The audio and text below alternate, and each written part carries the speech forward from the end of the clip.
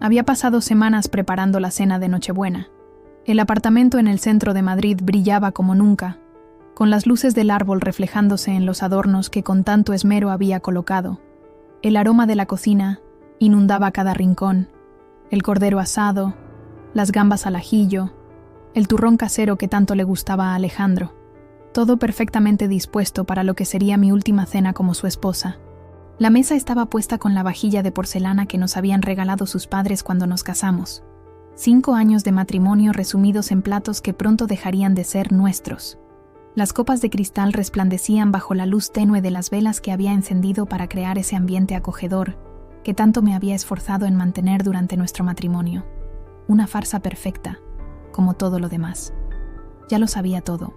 Los mensajes en su móvil cuando lo dejaba olvidado en la mesita de noche, las llamadas a horas extrañas, las reuniones de trabajo que se alargaban hasta la madrugada, y sobre todo, la complicidad de Carlos, su mejor amigo desde la universidad, quien no solo sabía de sus aventuras, sino que las celebraba, las alentaba. Los había escuchado una tarde en el bar de la esquina, sin que ellos me vieran, riéndose de mí, de mi ingenuidad, de mi paciencia. «Te apuesto a que llora cuando le des los papeles», había dicho Carlos entre risas. «Las mujeres son tan predecibles». Nuestra hija, Sofía, de apenas 4 años, dormía plácidamente en su habitación. Le había contado un cuento sobre princesas valientes que no necesitaban ser rescatadas y la había arropado con ternura. Por lo menos ella no presenciaría la humillación que su padre tenía planeada para esa noche. El timbre sonó puntual a las 9. Carlos llegó con una botella de cava y esa sonrisa socarrona que tanto había aprendido a despreciar. Alejandro lo recibió con un abrazo efusivo, como si fueran cómplices de alguna travesura infantil y no de la destrucción sistemática de una familia. «¡Feliz Nochebuena, María Elena!», exclamó Carlos al verme, con falsa alegría. Me dio 2 besos, dejando ese rastro de colonia cara que siempre usaba para impresionar. La cena huele deliciosa. Durante la cena, Alejandro no dejaba de mirar su móvil. Lo notaba nervioso, inquieto, como si estuviera esperando alguna señal para proceder con su plan. Carlos, en cambio, parecía divertirse con cada comentario que yo hacía, con cada silencio incómodo que se formaba entre nosotros. La tensión era como una segunda piel que me cubría, fría y pegajosa, acentuándose con cada tintineo de los cubiertos contra la porcelana. «El cordero está exquisito», comentó Alejandro, casi como una disculpa anticipada por lo que estaba a punto de hacer. «Te has lucido esta noche». «Gracias», respondí secamente. Quería que fuera especial. Carlos soltó una risita que intentó disimular con tos.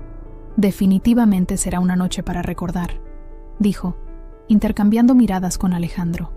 Servía el postre cuando Carlos se inclinó hacia adelante, con los codos sobre la mesa y esa sonrisa que tanto odiaba. «¿Sabes, María Elena? Alejandro apostó conmigo que llorarías cuando vieras los papeles del divorcio». Soltó una carcajada desagradable. «Las mujeres son tan predecibles». No me inmutó. Ya lo esperaba. Alejandro sacó un sobre del bolsillo interior de su chaqueta y lo colocó frente a mí, junto al plato de turrón que apenas había probado. «Lo siento, María Elena, pero esto no funciona más. Quiero el divorcio». Mis dedos no temblaron al abrir el sobre. Leí cada página con calma. Firmé donde indicaba sin dudar. Sonreí y me levanté para alcanzar un pequeño paquete bajo el árbol de Navidad.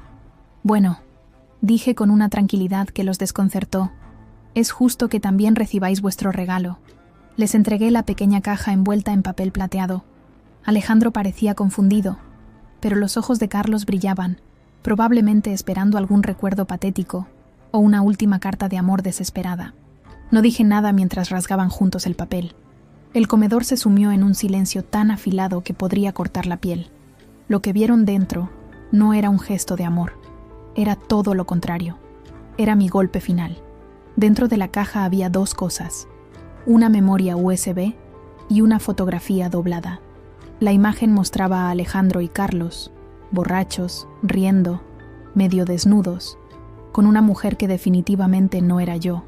La había encontrado en la nube, guardada estúpidamente en un álbum titulado «Privado».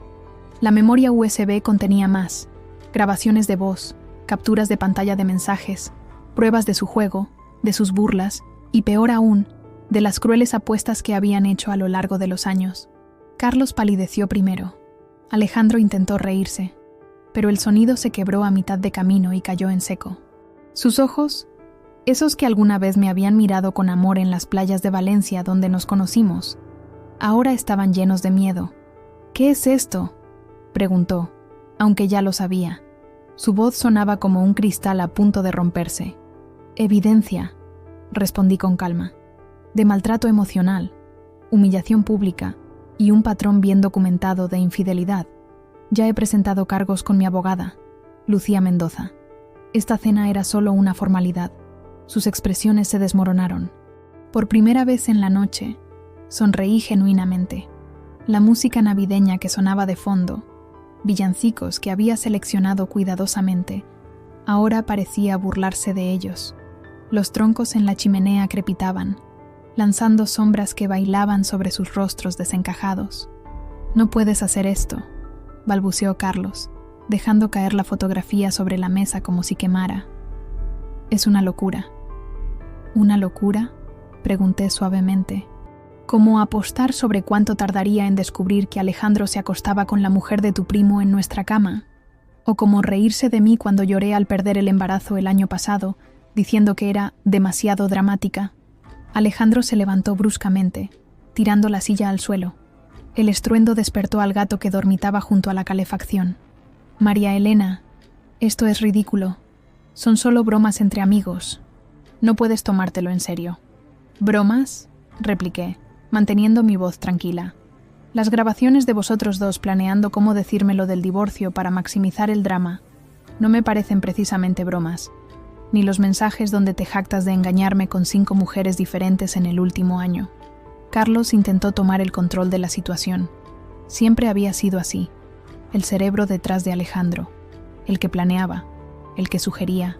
«Vamos a calmarnos todos», dijo con esa voz condescendiente que usaba en su trabajo como profesor universitario. «Esto se está yendo de las manos». Me senté nuevamente, tomé mi copa de cava y la levanté en un brindis silencioso.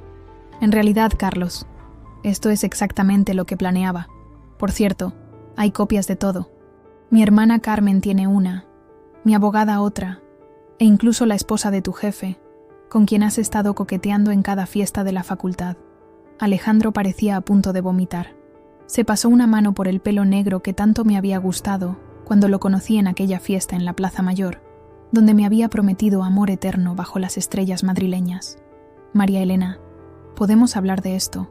No es necesario que... ¿Que qué?», lo interrumpí. «¿Que defienda mi dignidad? ¿Que me niegue a ser la tonta de la que os habéis estado riendo durante años?». Me levanté y caminé hacia la ventana. Desde allí podía ver las luces navideñas que adornaban la calle. Familias pasaban, riendo, ajenas al drama que se desarrollaba en nuestro apartamento del 3er piso. Una pareja de ancianos caminaba lentamente, tomados del brazo, probablemente después de décadas juntos. Alguna vez había soñado con envejecer así con Alejandro. «Lo que más me duele», dije sin voltear a mirarlos, «no es la infidelidad, es la crueldad. Es saber que mientras yo luchaba por mantener nuestra familia unida, vosotros os reíais de mis esfuerzos, que cada gesto de amor de mi parte era motivo de burla». El silencio que siguió fue ensordecedor. Podía escuchar la respiración agitada de Alejandro, el roce nervioso de los dedos de Carlos contra el mantel de lino que había comprado especialmente para la ocasión. «La abogada se pondrá en contacto contigo después de las fiestas», continué.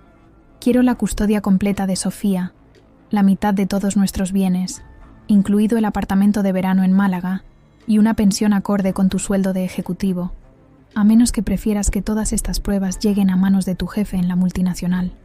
Alejandro se desplomó en su silla. «No puedes quitarme a mi hija. No te la estoy quitando. Te estoy protegiendo de tener que fingir que te importa. Según estos mensajes», señalé la memoria USB, «pasar tiempo con ella es un coñazo que interfiere con tus aventuras». Carlos, siempre calculador, intentó una última maniobra. «Esto podría considerarse chantaje, ¿sabes?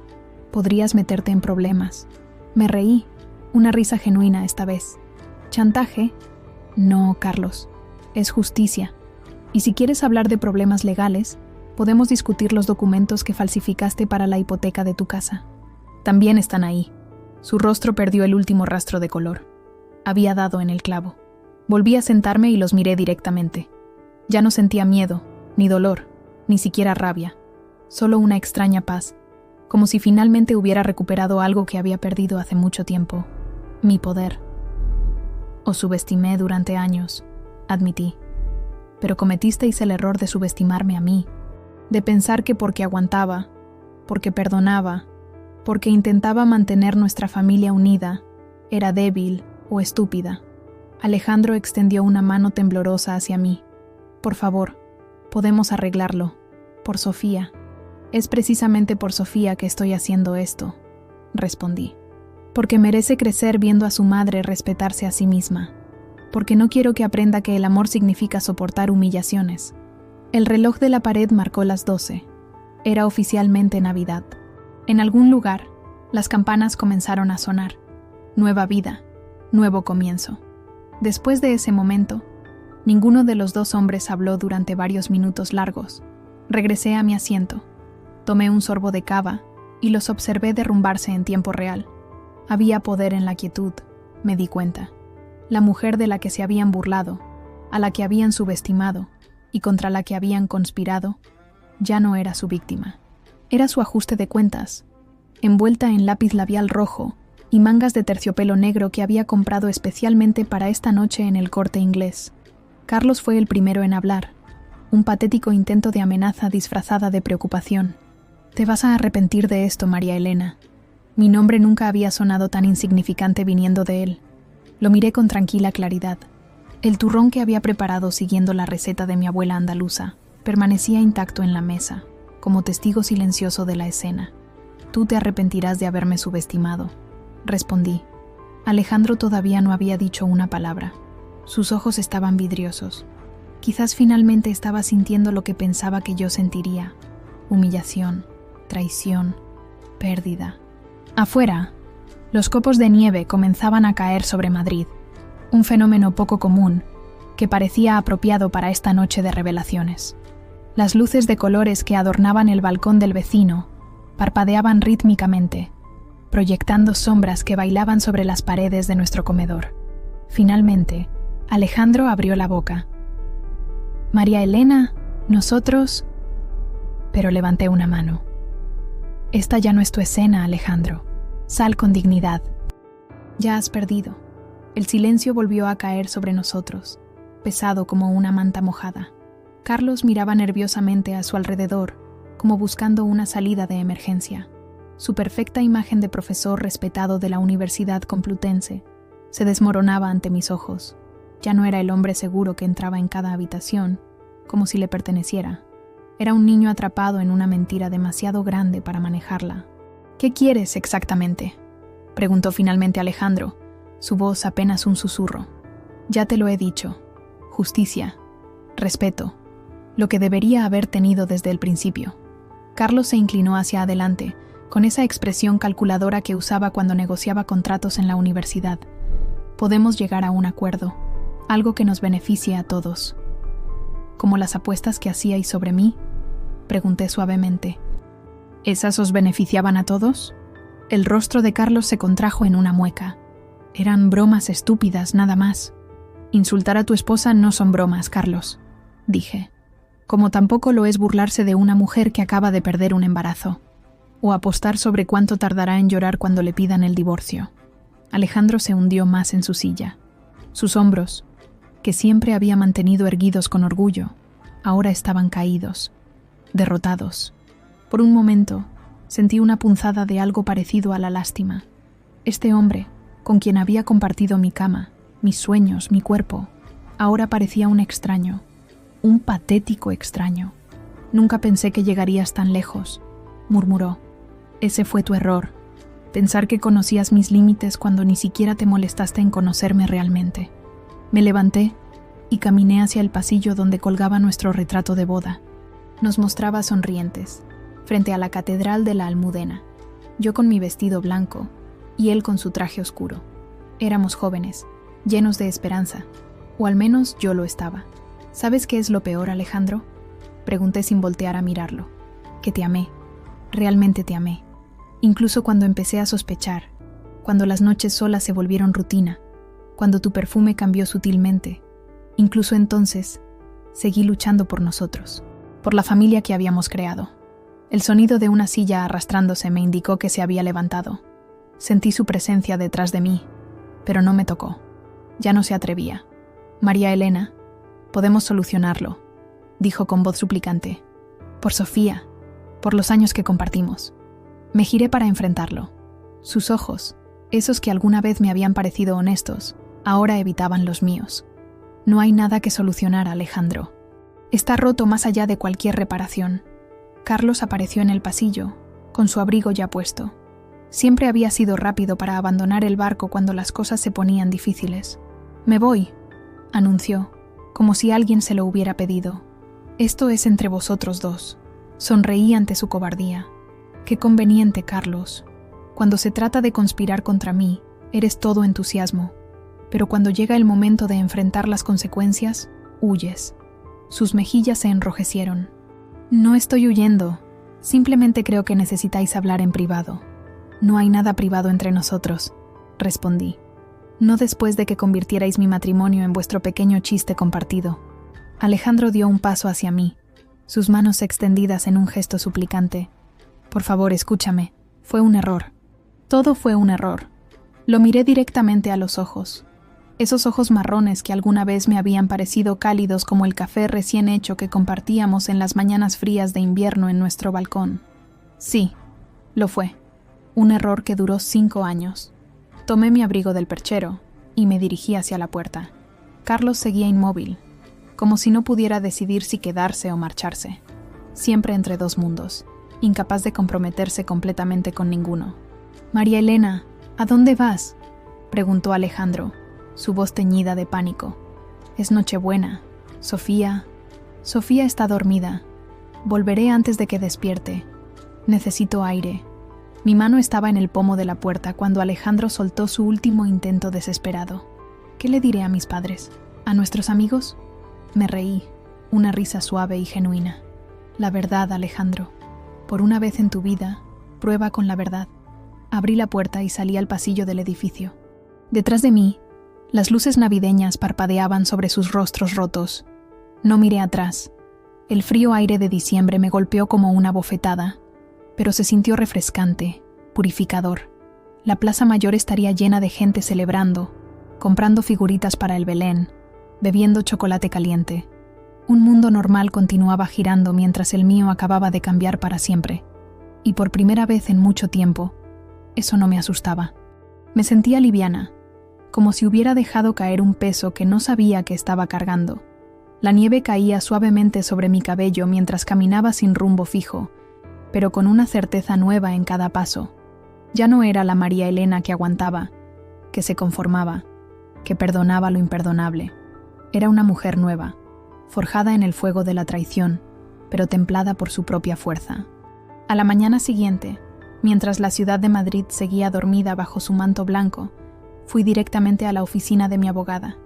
Lucía Mendoza me recibió con un abrazo cálido, algo inusual en su carácter normalmente profesional.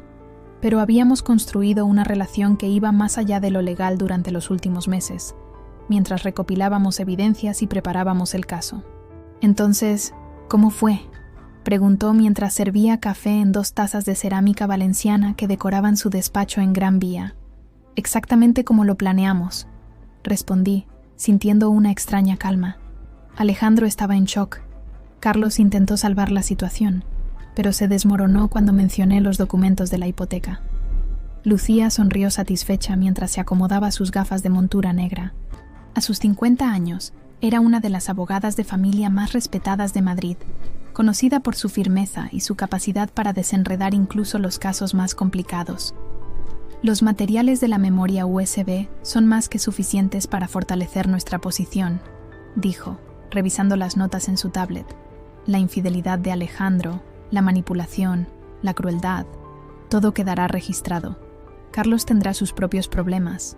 Está casado, después de todo. Y su esposa, Pilar, recibirá su propio pequeño regalo en breve». No lloré. Ni ese día, ni el siguiente. Ya había hecho mi duelo en privado, meses atrás, cuando descubrí lo que realmente había sido mi matrimonio. Lo que sentía ahora no era venganza, era recuperación. Recuperar mi tiempo, mi voz, mi dignidad. Nunca fui predecible. Simplemente nunca miraron lo suficientemente profundo para ver de lo que era capaz. Durante años, había interpretado el papel de buena esposa, sonreído ante la incomodidad y tragado la decepción como vino. Ahora, estaba reescribiendo la narrativa. Conté mi historia a quienes importaban, cuidadosamente, sinceramente y sin vergüenza. No iba a ser una víctima en la cruel anécdota de alguien más. Ahora yo era la autora. Esa tarde, mientras recogía las pocas pertenencias que necesitaba de nuestro apartamento, encontré a Alejandro sentado en el sofá, con aspecto de no haber dormido. Sofía estaba con mi madre, quien había venido desde Sevilla para apoyarme durante este proceso. ¿Podemos hablar?, preguntó con voz ronca. Lo miré sin emoción aparente. Este hombre que había compartido mi cama durante 5 años ahora me parecía un completo extraño. Ya está todo dicho, Alejandro. Se levantó, vacilante, como un hombre mucho mayor que sus 37 años. No puedes quitarme a mi hija, es lo único que te pido. No te la estoy quitando, respondí mientras guardaba algunas fotos de Sofía en mi bolso. Estoy protegiéndola. Podrás verla bajo supervisión, como estipulará el acuerdo. Si demuestras que realmente te importa, podremos revisar los términos. ¿Supervisión? ¿Como si fuera un criminal? ¿No lo eres? Traicionar repetidamente a tu familia, burlarte de su dolor, apostar sobre sus reacciones. ¿Cómo llamarías a eso? Se dejó caer nuevamente en el sofá, derrotado. Por un momento, casi sentí lástima por él. Casi. Lo he perdido todo, murmuró. Mi trabajo está en peligro desde que tu abogada contactó con Recursos Humanos. Carlos no me habla. Está furioso porque mencionaste lo de su hipoteca.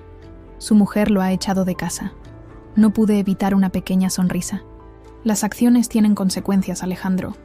Es una lección que deberías haber aprendido hace mucho tiempo. ¿Realmente me odias tanto?, preguntó, levantando la mirada. Me detuve un momento y lo consideré. ¿Lo odiaba? El odio requería energía, pasión, un vínculo emocional que ya no sentía hacia él. No te odio, Alejandro. Ya no siento nada por ti. Y eso es mucho peor que el odio, ¿verdad? Su rostro se contrajo en una mueca de dolor genuino. Por primera vez, creo que entendió la magnitud de lo que había perdido. No solo una esposa complaciente, sino alguien que realmente lo había amado, a pesar de todo. Te amaba, dijo, como si hubiera leído mis pensamientos. A mi manera retorcida, pero te amaba. Tu manera no era amor, Alejandro.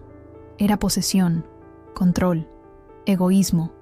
El amor no humilla, no traiciona, no apuesta sobre el dolor del otro. Tomé mi maleta y me dirigí hacia la puerta. El apartamento que habíamos compartido durante nuestro matrimonio ya no se sentía como un hogar. Era solo un espacio lleno de recuerdos que prefería olvidar. ¿Dónde vas a vivir?, preguntó, siguiéndome hasta la entrada. Con mi hermana Carmen, por ahora, hasta que encuentre nuestro propio lugar, para Sofía y para mí. ¿Puedo al menos verla mañana? Es Navidad. Lo miré directamente. Sus ojos, esos que alguna vez me habían parecido tan sinceros, ahora estaban hundidos y enrojecidos. Puedes venir a casa de Carmen a las 12, 1 hora, no más. Y vendrás solo, sin Carlos, sin tus padres, sin nadie más. Asintió, agradecido por esa pequeña concesión. Mientras cerraba la puerta tras de mí, sentí que estaba cerrando un capítulo entero de mi vida, no con un portazo dramático, sino con la tranquila certeza de quien sabe que está haciendo lo correcto. El metro de Madrid estaba sorprendentemente vacío para ser víspera de Navidad. Me senté junto a la ventana, viendo pasar las estaciones. Tribunal, Bilbao, Alonso Martínez, nombres familiares de una ciudad que había sido testigo de mi transformación. La maleta a mis pies contenía lo esencial, algo de ropa, documentos importantes, las medicinas de Sofía y un pequeño oso de peluche que no podía dormir sin él. Mi teléfono no dejaba de vibrar. Mensajes de amigos comunes preguntando qué había pasado, llamadas perdidas de mis suegros, notificaciones de redes sociales. Decidí apagarlo. El mundo podía esperar. Ahora necesitaba paz. espacio para respirar, para procesar todo lo que había ocurrido en las últimas 24 horas. Al llegar al apartamento de Carmen en Chamberí, me recibió con los brazos abiertos. Su piso pequeño pero acogedor olía a canela y chocolate caliente. Mi madre dormía en el sofá, exhausta después de un día entero jugando con su nieta. Y Sofía, mi pequeña, construía un castillo con bloques de colores en la alfombra, ajena al drama que se desarrollaba en torno a ella. «¡Mamá!», exclamó al verme, corriendo hacia mí con esa alegría pura que solo los niños poseen. La levanté en brazos y la abracé fuerte, sintiendo cómo sus pequeños brazos rodeaban mi cuello. «Te he hecho un dibujo», dijo, señalando orgullosa hacia la mesa donde un papel lleno de colores mostraba lo que parecía ser nuestra familia. Ella, yo, su padre, y un perro que nunca habíamos tenido pero que siempre había deseado. Sentí un nudo en la garganta. ¿Cómo explicarle que esa imagen ya no existía? ¿Que papá ya no viviría con nosotras? ¿Que la familia que conocía había cambiado para siempre? «Es precioso, cariño», dije, besando su frente.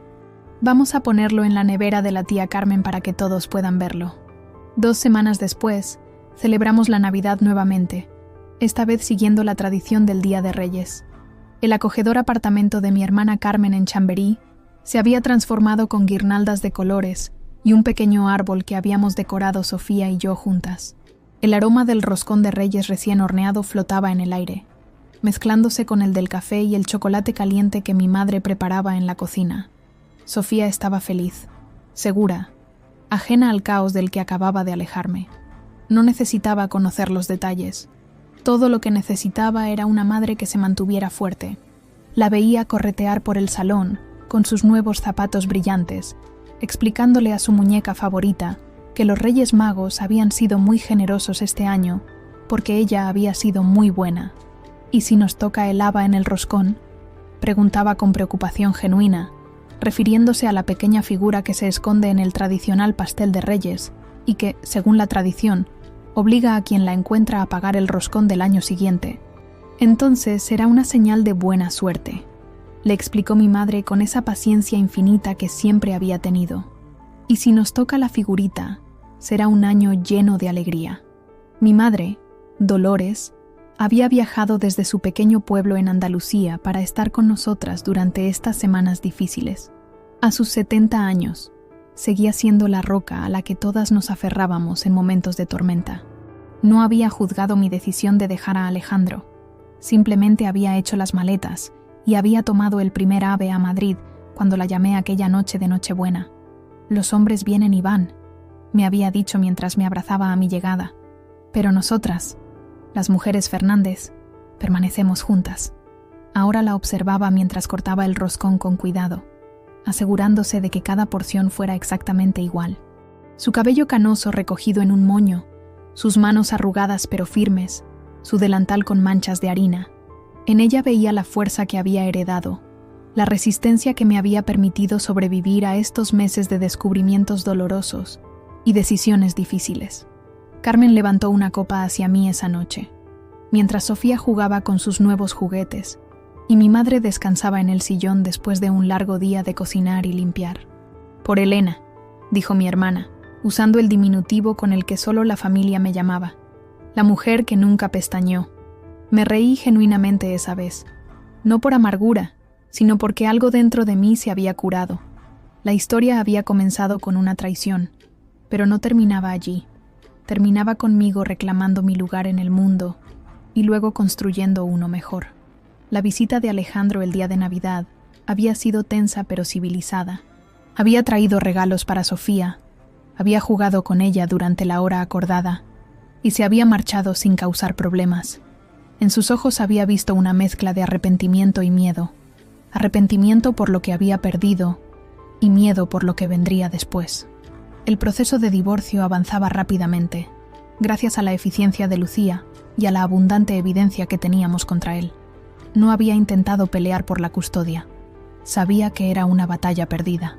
Carlos, por otro lado, había desaparecido del mapa. Según me contó Carmen, quien trabajaba en la misma universidad, había pedido un traslado a otra facultad en Barcelona. Su esposa lo había echado de casa después de recibir las pruebas de sus múltiples infidelidades, incluida la que había compartido con mi esposo. Su reputación en los círculos académicos estaba por los suelos. ¿Te sientes vengada?, me preguntó Carmen mientras servía más vino en nuestras copas. Pensé en ello durante un momento. ¿Era venganza lo que había buscado? ¿Satisfacción por su sufrimiento? Sorprendentemente, no sentía nada de eso. No es venganza, respondí finalmente. Es justicia, es equilibrio. Durante años, ellos tuvieron el poder, se rieron a mis espaldas, jugaron con mi dignidad. Ahora simplemente las cosas están como deberían haber estado siempre. Carmen asintió, comprendiendo. Siempre había sido así entre nosotras. Entendimiento sin necesidad de muchas palabras. La nieve caía suavemente afuera mientras observaba a Sofía abrir sus regalos y bailar en pijama. Me di cuenta de que la paz no es la ausencia de traición, sino la tranquilidad que sigue cuando dejas de permitir que otros escriban tu final. Y eso era exactamente lo que había hecho. ¿Has pensado en qué vas a hacer ahora?, preguntó mi madre, uniéndose a nosotras en la mesa con una taza de tila entre sus manos. Volver a la universidad, terminar mi doctorado en literatura, respondí sin dudar.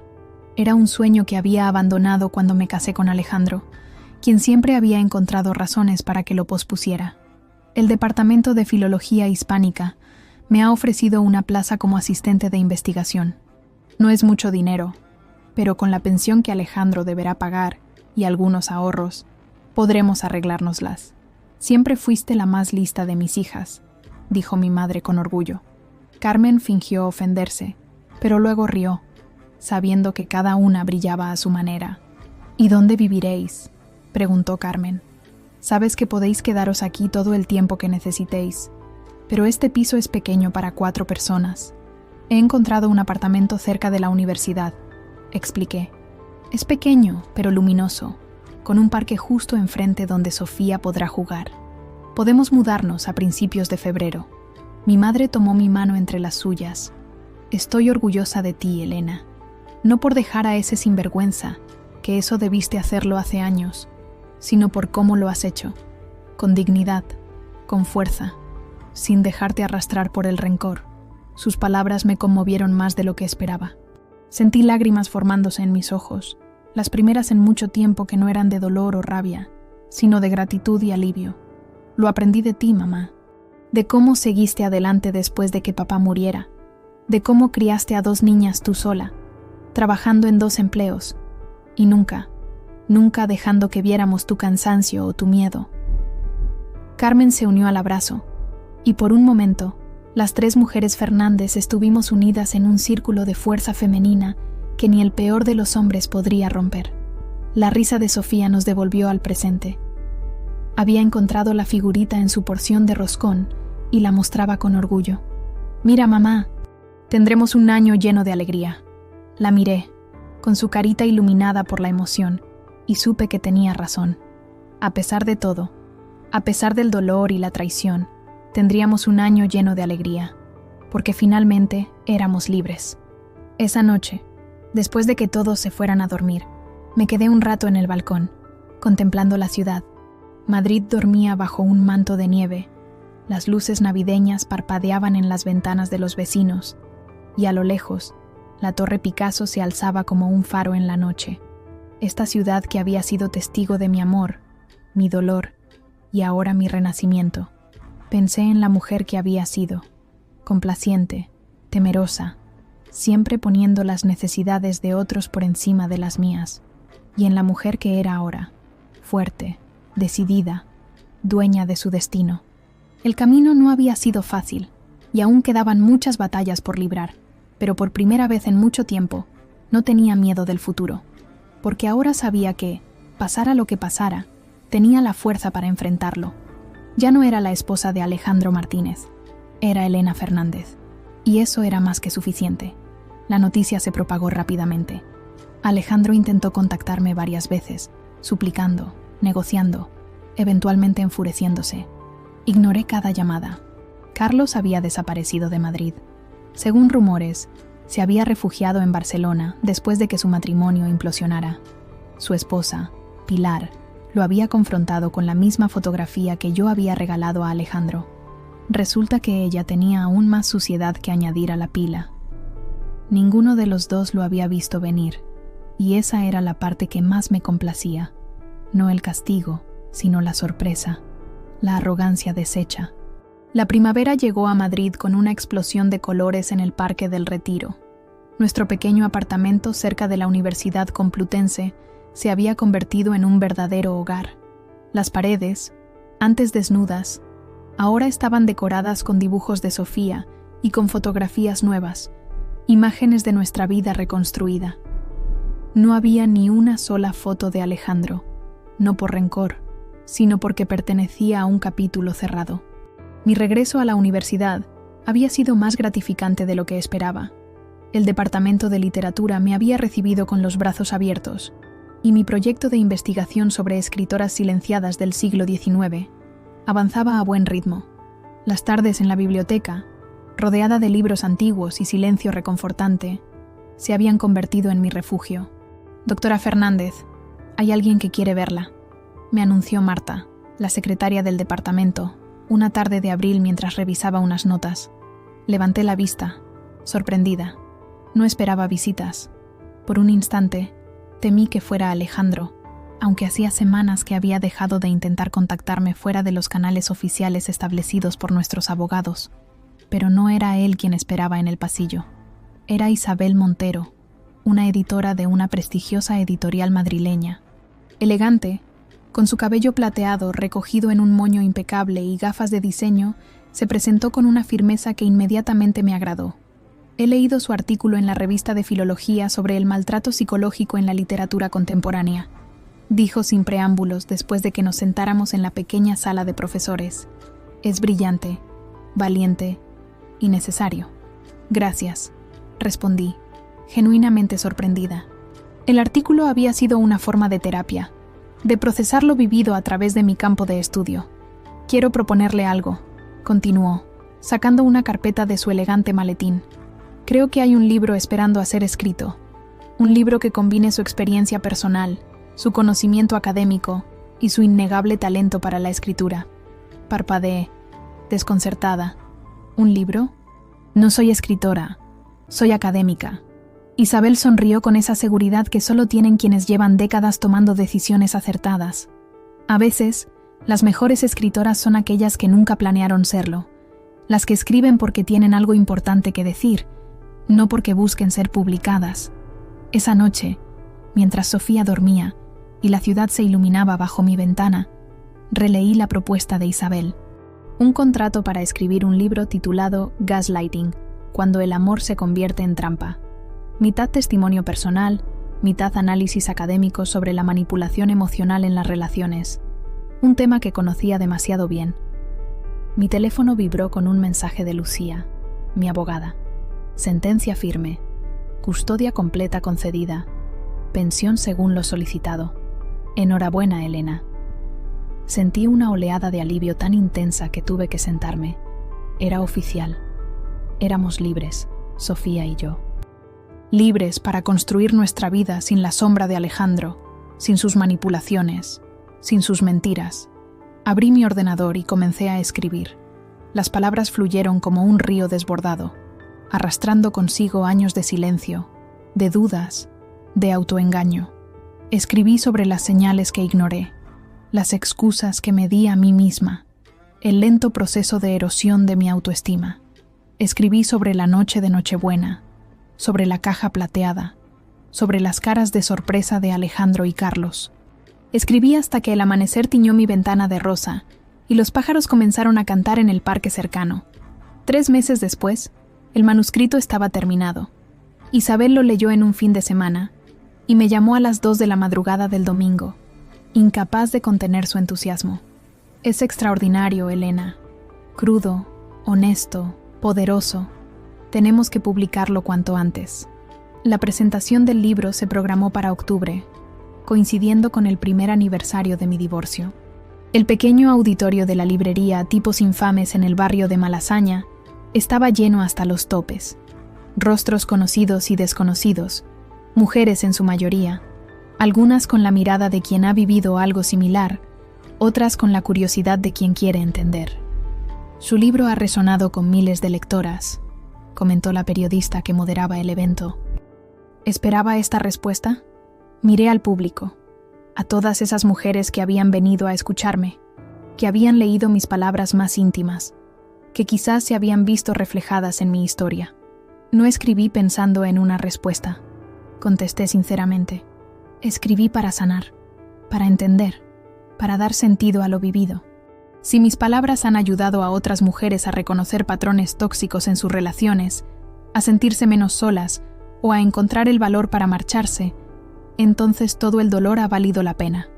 Una mujer en la tercera fila levantó la mano. Era joven, quizás 20 y pocos, con una expresión de determinación en su rostro. Gracias por su libro, dijo, su voz ligeramente temblorosa.